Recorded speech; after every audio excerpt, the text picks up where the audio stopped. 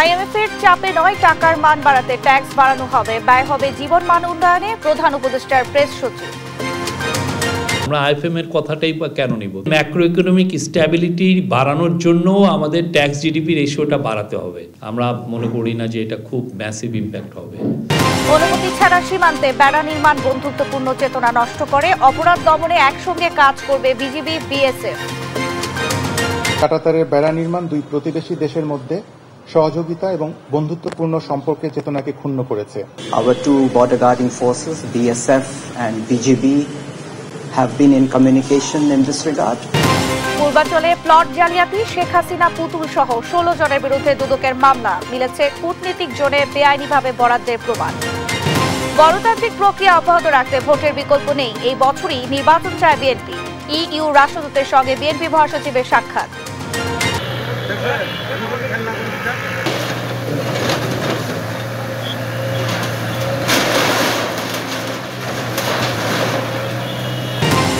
লালমনিরহাটে অবৈধ স্থাপনা উচ্ছেদ, রেলওয়ের গুড়িয়ে দেওয়া হলো আওয়ামী লীগ নেতার মার্কেট, 1 একর জায়গা দখলমুক্ত। দুর্নীতির অভিযোগে ব্যাপক চাপে টিউলিপ সিদ্দিক, বরখাস্তের দাবি ব্রিটেনের বিরোধী দলের, ক্ষমা চাওয়ার আহ্বান doctor ইউনূসের। Given the flight, straight down he goes, straight, short, bold. এবং বিপিএল এ রাজশাহীকে রেকর্ড 149 রানে হারালো ঢাকা ক্যাপিটালস। লিটন দাসের দ্রুত সেঞ্চুরির পর তানজিদেরও শতরান। সংবাদ রাতে দেখছিলেন একেএস টিএমটি বার সংবাদ শিরোনাম, সঙ্গে আছি আমি শারমিন নাসি। এবারে বিস্তারিত। আইএমএফ এর চাপে নয়, টাকার মান বাড়াতে ট্যাক্স ও জিডিপি বাড়াতে হচ্ছে বলে মন্তব্য করেছেন প্রধান উপদেষ্টার প্রেস সচিব শফিকুল আলম। রোববার সন্ধ্যায় রাজধানীর ফরেন সার্ভিস একাডেমিতে সংবাদ সম্মেলনে তিনি এ কথা বলেন। জানান, ট্যাক্সের টাকা জনগণের জীবনমান উন্নয়নে ব্যয় করা হবে। বিস্তারিত এম এ আজিমের রিপোর্টে। সম্প্রতি শতাধিক পণ্যে নতুন করে কর আরোপ করে প্রজ্ঞাপন জারি করে অন্তর্বর্তী সরকার। নিত্যপণ্যের ঊর্ধ্বগতির সময়ে এমন সিদ্ধান্তে জীবনযাত্রার চাপ বাড়ছে সাধারণ মানুষের জীবনযাপনে। তাই বিষয়টি নিয়ে দেখা দেয় আলোচনা সমালোচনার মধ্যেই ফরেন সার্ভিস একাডেমিতে সাংবাদিকদের মুখোমুখি হন প্রধান উপদেষ্টার প্রেস সচিব শফিকুল আলম। আরেকটা হচ্ছে যে বিভিন্ন পণ্য ও সেবায় ভ্যাট বাড়ালেও সাধারণ মানুষের উপর খুব বেশি প্রভাব পড়বে না বলে এ সময় দাবি করেন তিনি। বলেন, বাংলাদেশের উন্নয়নের জন্য ট্যাক্সকে একটি জায়গায় নিতে হবে, সেজন্য কিছুটা ভ্যাট আরোপ করা হয়েছে। ওয়ার্ল্ডের one of the tax GDP ratio হিসেবে বা রেভিনিউ জিডিপি রেশিও হিসেবে ওয়ান অফ দ্য, বলবো যে বাংলাদেশেরটা হচ্ছে one of the lowest in the world. এটা এমন একটা জায়গায় চলে যাচ্ছে যেটা আনসাস্টেইনেবল। বাংলাদেশের গ্রোথের জন্য, বাংলাদেশের মানুষের ওয়েলবিংয়ের জন্য বাংলাদেশের ট্যাক্স জিডিপি রেশিওটা একটা জায়গায় আমাদেরকে নিতেই হবে। আইএমএফ এর শর্ত প্রসঙ্গে শফিকুল আলম বলেন, আইএমএফ এর চাপে নয়, টাকার মান বাড়াতেই এমন সিদ্ধান্ত নিয়েছে সরকার। আমরা আইএমএফ এর কথাটাই বা কেন নিব? তারাও তো বুঝছেন যে কি কাজটা করতে হবে। ম্যাক্রো ইকোনমিক স্ট্যাবিলিটি বাড়ানোর জন্য আমাদের ট্যাক্স জিডিপি রেশিওটা বাড়াতে হবে। আমরা মনে করি না যে এটা খুব ম্যাসিভ ইম্প্যাক্ট হবে। হাসিনা সরকারের সমালোচনা করে বলেন, জনগণের টাকায় বিলাসিতা নয়, বর্তমান সরকার ট্যাক্সের টাকায় জনগণের উন্নয়ন করবে। জনগণের টাকাগুলোকে তারা অপচয় করেছেন এবং লুটপাট করেছেন। সত্যিকার অর্থে এটা আমরা চাচ্ছি যে ট্যাক্স, বাংলাদেশের ট্যাক্স জিডিপি এমন একটা হেলদি জায়গায় যাক যাতে বাংলাদেশের ইকোনমি গ্রোথ হয়। গত 5 মাসে রাজস্ব আদায় হয়েছে 1,26,000 কোটি টাকা, যা লক্ষ্যমাত্রার থেকে কম বলেও জানান তিনি। এম এ আজিম, দেশ টিভি, ঢাকা। আর্থিক প্রতিষ্ঠান নগদকে নষ্ট নাকি পুনর্গঠন করা হবে, তার জন্য আন্তর্জাতিক মানের তদন্ত হবে। প্রয়োজনে নতুন বিনিয়োগকারী খোঁজা হবে বলেও জানিয়েছেন বাংলাদেশ ব্যাংকের গভর্নর আহসান মনসুর। রোববার metropolitan chamber of commerce and industries আয়োজিত এক সেমিনারে প্রধান অতিথির বক্তব্যে এ কথা বলেন তিনি। বলেন, আগামীতে ডিজিটাল লেনদেনে বিকাশের প্রতিযোগী হিসেবে নগদকে বিবেচনা করা হবে। দেশের টেলিকমিউনিকেশন খাতে প্রচুর বিনিয়োগ সম্ভাবনা থাকলেও কর্পোরেট ট্যাক্স বেশি হওয়ায় বিনিয়োগ হচ্ছে না। প্রয়োজনে ট্যাক্স ব্যবস্থায় সংস্কার দরকার বলেও মন্তব্য করেন গভর্নর।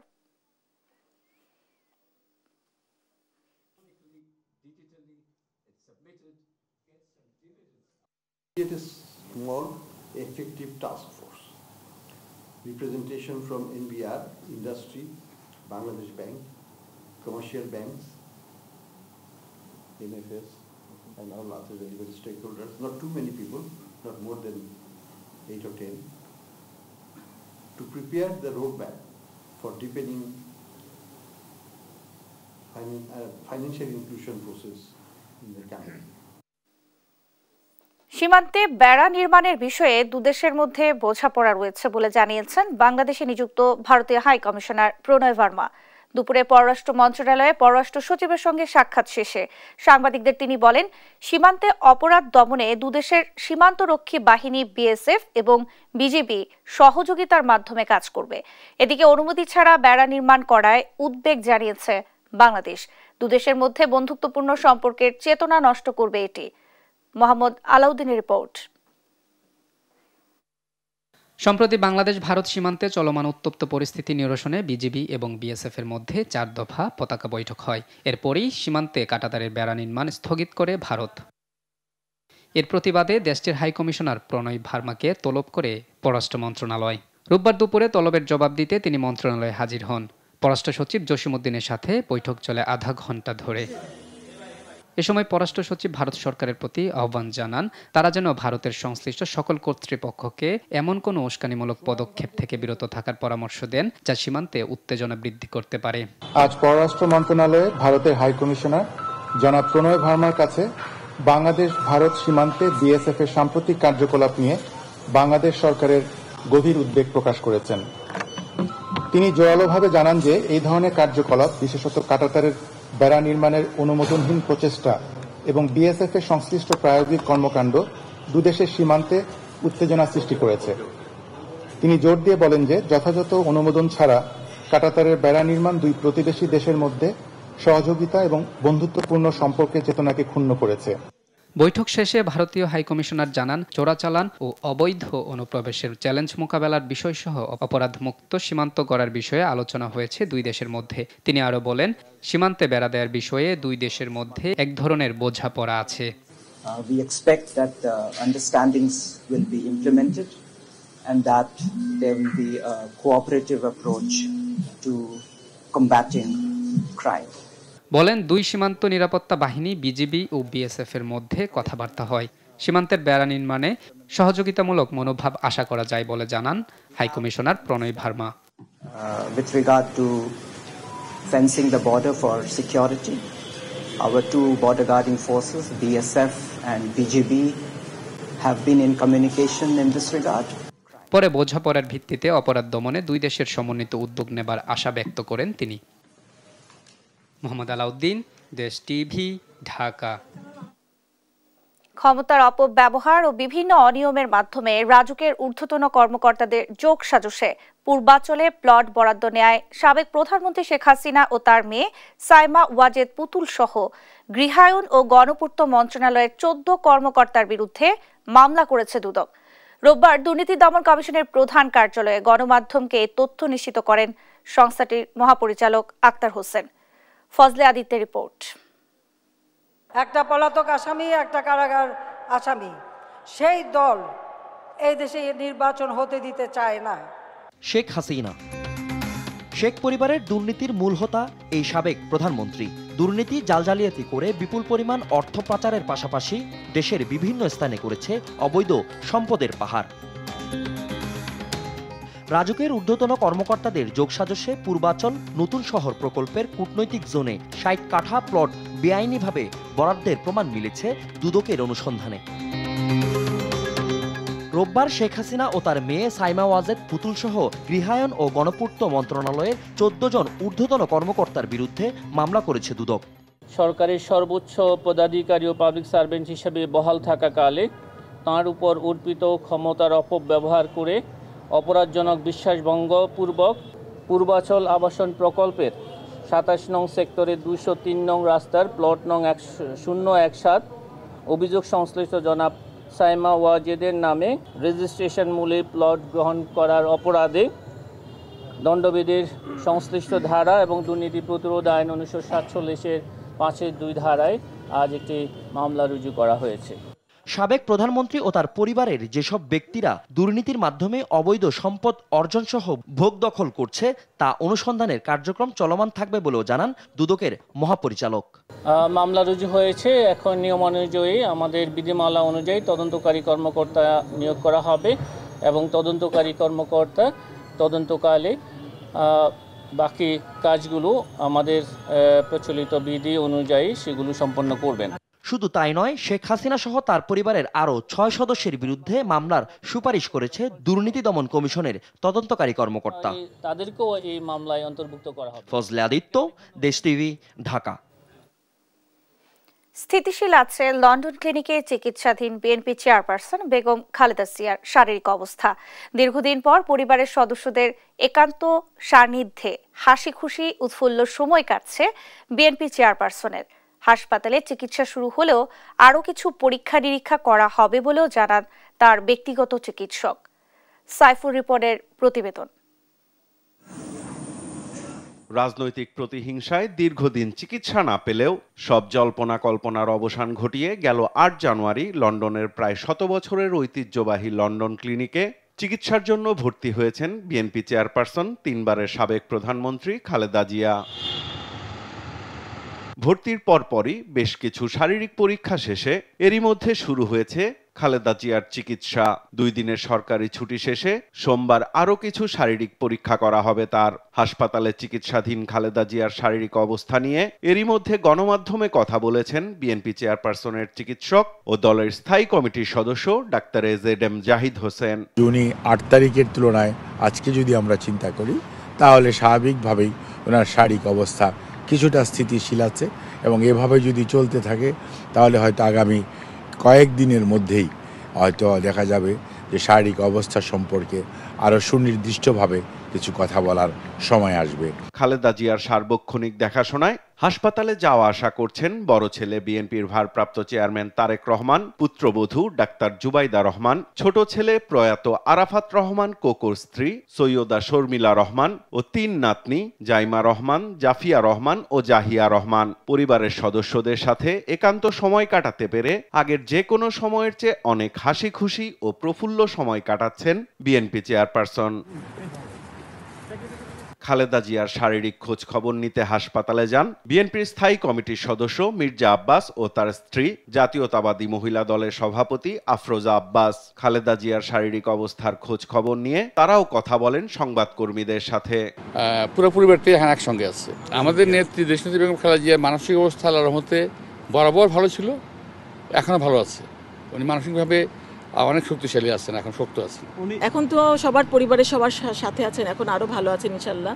আমরা আশা করছি উনি অচিরেই অনেক সুস্থ হয়ে যাবেন। হার হিম করা ঠান্ডা উপেক্ষা করে বিএনপি চেয়ারপারসন খালেদা জিয়ার শারীরিক অবস্থার সার্বক্ষণিক দেখভালের পাশাপাশি মাকে বাসায় রান্না করা খাবার খাওয়াচ্ছেন বিএনপির ভারপ্রাপ্ত চেয়ারম্যান তারেক রহমান।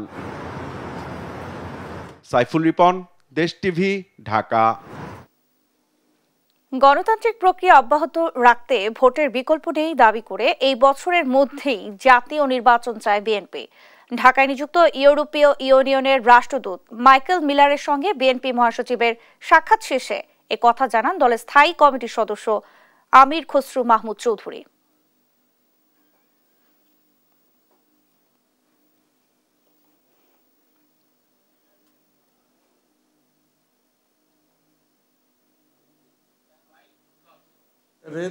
রাজনৈতিক ওয়েট থাকে না, মোবিলাইজেশন প্রসেস থাকে না, জনগণের সাথে সংশ্লিষ্টতা থাকে না এবং জনগণের ফিডব্যাক পাওয়া যায় না। সুতরাং একটি গণতান্ত্রিক প্রক্রিয়া যত তাড়াতাড়ি ফিরে যাওয়া সম্ভব সেদিকে আমরা জোর দিয়েছি। আর সংস্কারের ব্যাপারে যেটা কথা হয়েছে সেটা হচ্ছে যেই বিষয়ে, যে কয়টি বিষয়ে আমরা ঐক্যমতে যেতে পারবো সেগুলো ইমিডিয়েটলি করা যেতে পারে, সেগুলোর জন্য সময় নেওয়ার কোনো কারণ নাই।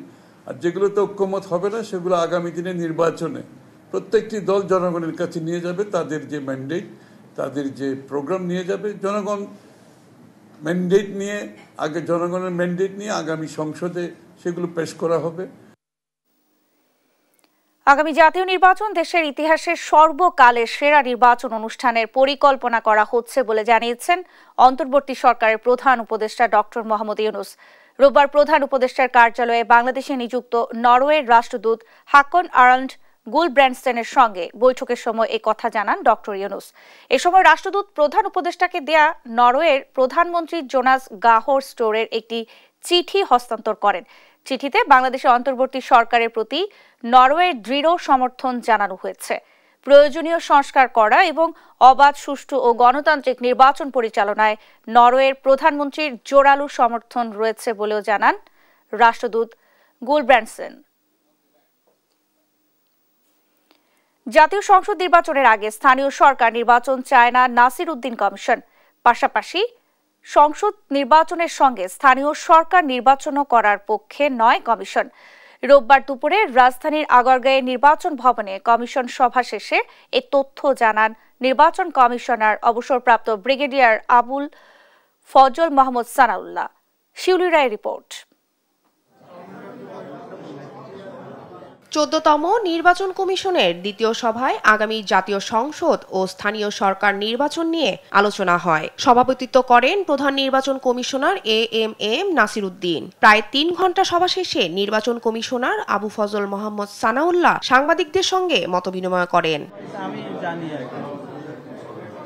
এই সময় নির্বাচন commissioner brigadier general Abu Fazal Mohammad Sanaullah বলেন, জাতীয় নির্বাচনকে ব্যাহত করতে পারে এমন কোনো সিদ্ধান্তে যাওয়া উচিত নয়। জাতীয় নির্বাচনকে ব্যাহত করতে পারে এই ধরনের অপরাপর যাবতীয় ফোকাস থেকে আমাদেরকে দূরে থাকতে হবে। নির্বাচন কমিশনের একমাত্র এবং মূল লক্ষ্যই জাতীয় নির্বাচন মন্তব্য করে তিনি বলেন, জাতীয় নির্বাচনের প্রস্তুতি নিলে অন্য সব নির্বাচনের প্রস্তুতি নেওয়া যায়। আমাদের সামগ্রিক ফোকাস হচ্ছে জাতীয় নির্বাচন। কমিশন জাতীয় নির্বাচনের দিকে করছে এবং জাতীয় নির্বাচনের প্রস্তুতি থাকলে অপরাপর সকল প্রস্তুতি সম্পন্ন হয়ে যায়, এটা আপনারা জানেন। তাতে যদি সরকার মনে করে কিছু নির্বাচন আগে করাবে, আমাদেরকে সেভাবে করতে হবে। তবে আমাদের অবস্থান হচ্ছে মূলত আমরা ওই জায়গাটাতে বলেছি যে সব নির্বাচন একসাথে করাটা সম্ভব নয়, আর সকল স্থানীয় সরকার নির্বাচন একসাথে করা সম্ভব নয়।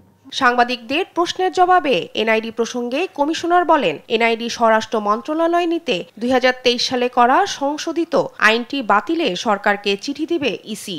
এই ডাটাবেজের উপর ভিত্তি করে শুধুমাত্র প্রিন্ট করার জন্য এনআইডিটা আরেকখানে যাওয়াটার আমরা যৌক্তিক মনে করি না। এনআইডি স্থানান্তরের সিদ্ধান্ত সংবিধানের সঙ্গে সাংঘর্ষিক বলেও মন্তব্য করেন নির্বাচন কমিশনার।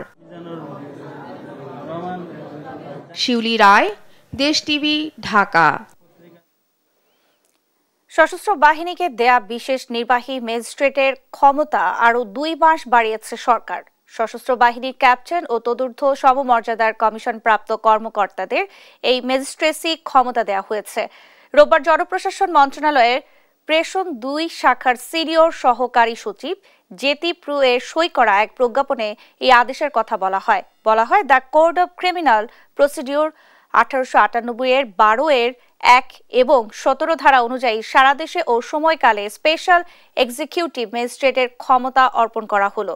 সশস্ত্র বাহিনীর ক্যাপ্টেন ও তদূর্ধ্ব সমমর্যাদার কমিশনপ্রাপ্ত কর্মকর্তারা সারা দেশে ফৌজদারি কার্যবিধি ধারার অপরাধ নিয়ন্ত্রণে তারা কার্যক্রম চালাতে পারবেন। লালমনিরহাটে রেলের জমিতে নির্মিত আওয়ামী লীগ নেতার অবৈধ মার্কেট গুড়িয়ে দিয়েছে রেলওয়ে কর্তৃপক্ষ। এ সময় শহরের বিডিআর গেট এলাকায় রেলওয়ের জমিতে গড়ে ওঠা বেশ কিছু ছোট বড় পাকা ও আধা পাকা স্থাপনা উচ্ছেদ করা হয়। সহকর্মী জামাল বাদশার রিপোর্ট জানাচ্ছেন নুসরাত শোভা। এভাবেই ভেঙে ফেলা হচ্ছে কোটি টাকার অবৈধ বিলাসবহুল মার্কেট। হাসিনা সরকারের আমলে লালমনিরহাট জেলা শহরের বিডিআর গেট এলাকায় রেলওয়ের জায়গা দখল করে নির্মাণ করা হয় এ মার্কেট। মালিক প্রয়াত আওয়ামী লীগ নেতা জহুরুল হক মামুন। তার মৃত্যুর পর মার্কেটটি দেখভাল করে আসছে তার পরিবার। রেলওয়ে কর্তৃপক্ষ একাধিকবার নোটিশ দিলেও সরিয়ে নেয়নি স্থাপনা। রোববার দিনব্যাপী রেলের জমিতে অবৈধ স্থাপনা উচ্ছেদ অভিযানের অংশ হিসেবে ওই মার্কেট সহ আশেপাশের মার্কেট দোকানপাট গুড়িয়ে দেয় রেলওয়ে কর্তৃপক্ষ। দীর্ঘদিন ধরে আওয়ামী লীগের নেতাদের দখলে থাকা অবৈধভাবে নির্মিত স্থাপনা উচ্ছেদ করায় রেলওয়ে কর্তৃপক্ষকে ধন্যবাদ জানিয়েছে বৈষম্য বিরোধী ছাত্র আন্দোলনের শিক্ষার্থীরা। হাসিনার আমলের ছাত্রলীগের সাবেক সভাপতি মামুন এই জায়গাটা রেলের জায়গা সে দখল করে বিলাসবহুল মার্কেট এবং বিভিন্ন রেলের জায়গা দখল করে তার নামে করে নিয়েছিল।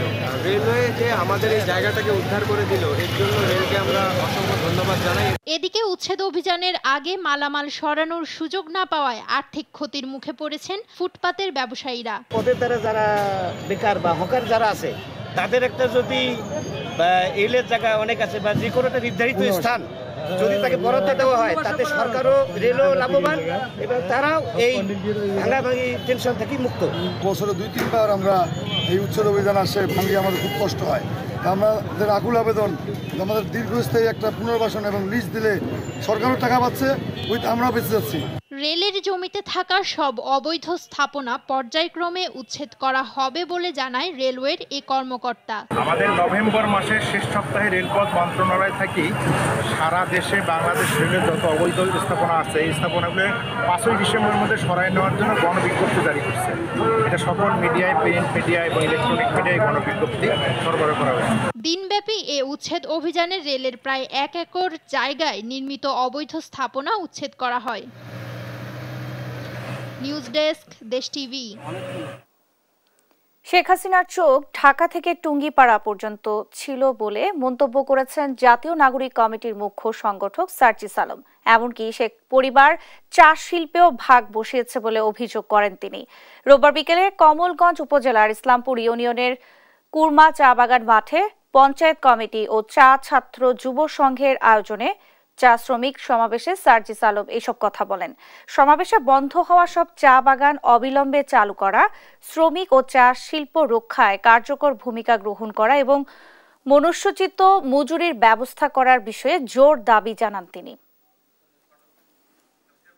খুনি হাসিনা এবং আওয়ামী লীগ এতদিন শুধুমাত্র অল্প কিছু মানুষকে লাভবান করেছে। আপনি আমেরিকায় যান, ইউরোপে যান, কানাডায় যান, হাজার হাজার বাড়ি করেছে, শত শত গাড়ি করেছে। করেছে কারা? ওই গোপালগঞ্জের কিছু লোক। করেছে কারা? ওই শেখ পরিবারের কিছু লোক। আমরা এখানে এসে দেখছি এনটিসির চেয়ারম্যানের নামও নাকি শেখ কবির। তো সবচেয়ে বড় কথা হচ্ছে এই শেখ এবং শেখের বেটিরা যদি সব লুটে ফুটে খায়, আমার চাচা শ্রমিকরা কি খাবে?